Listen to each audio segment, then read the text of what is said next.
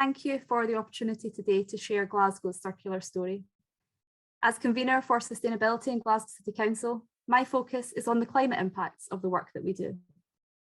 But so often, this also gives me the chance to think and talk about social justice and help to make the lives of our people that little bit better. So over the next few minutes, I'm going to cover a little of the journey that Glasgow's been on and how the City Council has been involved in this work. I'll share some of our vision and how we think the circular economy will help us to achieve our wider ambitions for the local economy, social justice, climate, and reducing the waste that we produce. I'll also highlight just a few of the many work streams currently in progress to give a flavour of what we think is possible through circularity.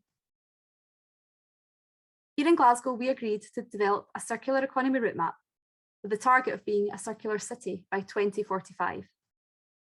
This is an ambitious plan that sets out the principles that underpin this task and a series of actions that we and others in the city must take forward. In previous years, the Glasgow Chamber of Commerce had promoted and supported a variety of circular economy initiatives.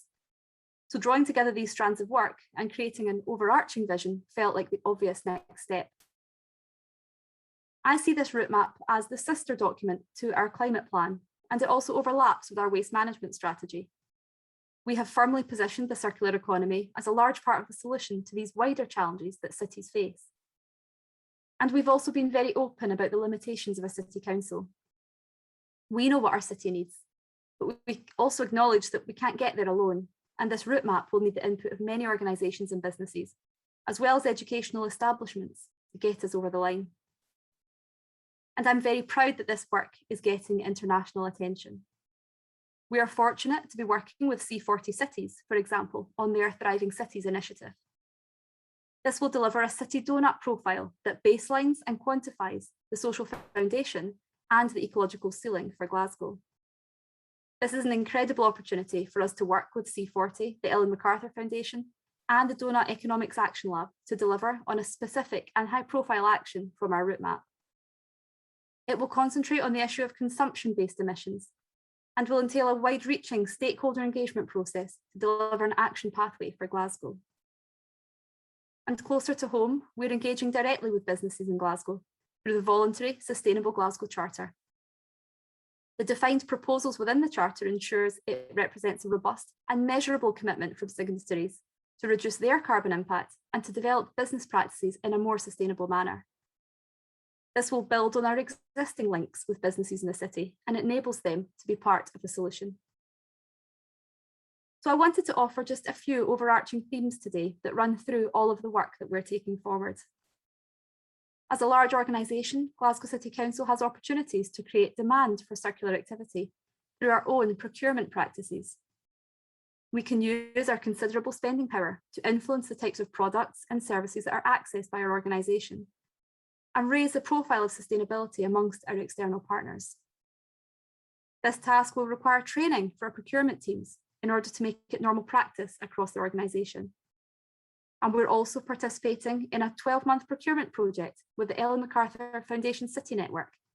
This project will look at the circular procurement opportunities around a major civic realm construction scheme in our city centre, and it will help to provide a template for future operations. And we know that having the right skills across the city will be essential to enable circularity to really take off. To develop the workforce we will need, we must identify where working lives have to change. So for example, work is going on across our schools and training facilities around new construction skills, including digitisation. We are creating links directly with industry too, and many of the skills that we're helping to develop can cut across sectors. Because what is becoming clear is that much of this work is not sector specific. The principles of responsible procurement, of embedding sustainable working practices and gaining skills that are fit for the future translate across the city's economy. And that means we can share learning and collaborate to make faster progress. Of course, we also have a particular focus on several sectors where there's a real opportunity to make a significant impact and to reduce waste. Construction is one such sector, which requires our commitment to work with businesses and education to achieve the best results for Glasgow. We are well on our way to launching a construction forum for Glasgow to collaborate across the private sector and to influence material, transport and resource sharing, as well as encouraging circular design principles into construction projects, ensuring future disassembly and reuse. We are thinking not only of the buildings we currently have in the city, but also of those yet to come. All of our city's universities and a major college have signed up to this forum. And we hope to create a salvage site for storage of materials awaiting reuse. And we're investigating how best to catalogue the materials that are embedded in our council buildings already. And we're conscious that we need to address the textile industry too, and there's a lot of work to be done in this area.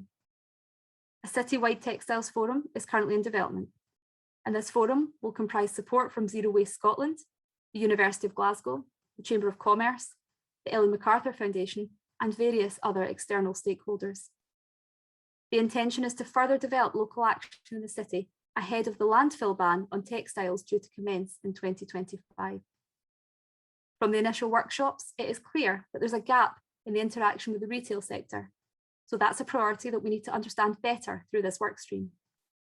Again, we're identifying what needs to change, and we're building links to those who have the ability to make it happen. And a lot of that collaboration is well underway. We're extremely fortunate to have a vibrant network of local businesses and charities that are delivering so much of this change already. We have a thriving tool library serving a busy residential area, which allows residents to borrow from hundreds of household and garden tools for a small annual membership fee. And we have several repair hubs that can bring household goods and electronics back to life, diverting from landfill while training up local people to make the repairs. And we know that there are gaps in access to healthy food in some parts of our city. So we're seeing a network of local pantries develop. These again work on a membership model to distribute surplus food through their shop. This is enabling residents to buy quality food at much reduced prices while minimising food waste. And that's to name just a few. Where we can offer support to this sector, we see the direct impact that they have on their neighbourhoods. It's perhaps clear that we've given ourselves a challenge. We are determined to address the trickier aspects of circularity, and we have many questions as well as potential solutions. We're relying on partners across the city to deliver on these ambitions too, and we're doing what we can to facilitate that. And we're seeking to influence behaviours and activities beyond the usual sphere of local government. But what drives us forward is the conviction that we can make the city a fairer and more equitable one, at the same time as achieving our climate ambitions.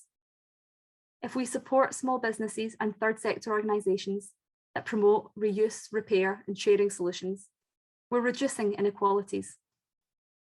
Done well, the circular economy gives us the opportunity to improve local food chains, to provide services and skilled green jobs in the heart of our communities, and lift living standards by increasing access to the goods that people need without the environmental costs. That's good for our city, our communities, and our citizens. We have so many opportunities to create an economy that works for everyone in Glasgow, and a carbon neutral city with a sustainable future. It's going to be hard work, but I firmly believe that it's going to be worth it. Thank you.